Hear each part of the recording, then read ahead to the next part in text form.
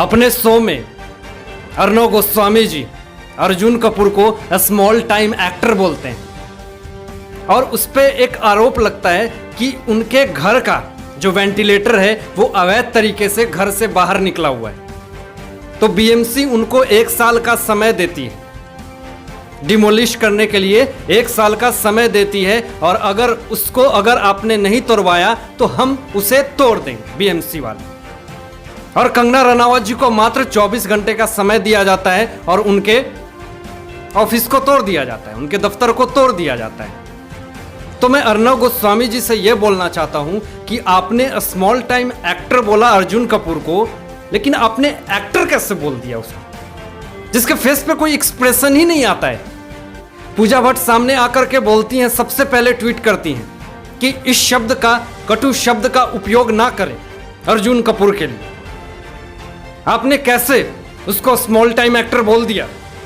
वो तो एक्टर भी नहीं है। बात जब इनसाइडर की होती है ना, तो सबसे पहले ट्वीट आता है बॉलीवुड इंडस्ट्री से और कुछ एक्टर और एक्ट्रेस की तरफ से। लेकिन जब बात आउटसाइडर की होती है, सुशांत सिंह राजपूत की होती है, तो लोग ये कहने लगते हैं कि इतना बड़ा स्टार नहीं था, इतना बड़ा एक्टर नहीं था, उसके लिए हम क्यों इतने ट्वीट और अपना समय क्यों बर्बाद करें।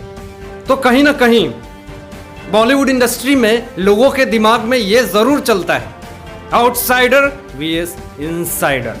ये मानो ना मानो, ये बॉलीवुड इंडस्ट्री में है।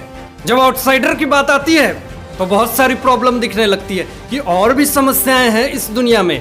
किसान फार्मर की हेल्प करो, गरीबों की सेवा करो, वृद्धाश्रम बनाओ। इस छोटे मोटे एक्टर के लिए क्यों इतनी आवाज उठा रहे हो, क्यों चिलम चुल्ली कर रहे हो?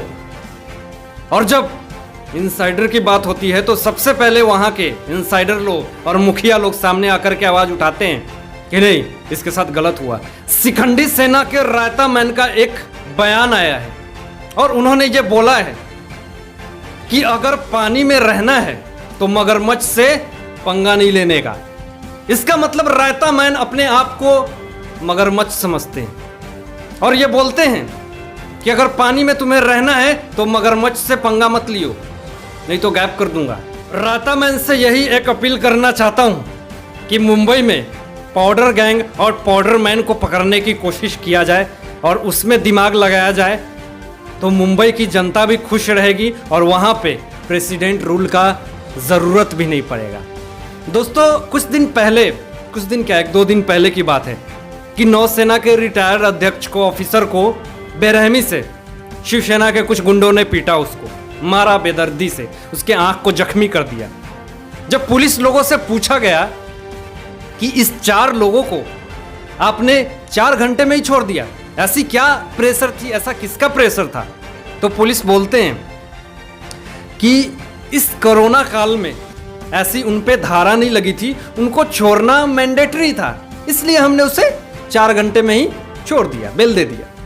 लेकिन रिपब्लिक टीवी के जर्नलिस्ट का क्या गुनाह है? मैं पूछना चाहता हूं कि रिपब्लिक टीवी के जर्नलिस्ट का क्या गुनाह है जो 4 दिन से उसको आप जेल में बंद रखे हो और उसके साथ बदसलूकी किया जा रहा है, उससे यह पूछा जा रहा है कि किस खबर के लिए तुम यहां पे आए थे, बताओ कौन से राज के लिए आए थे।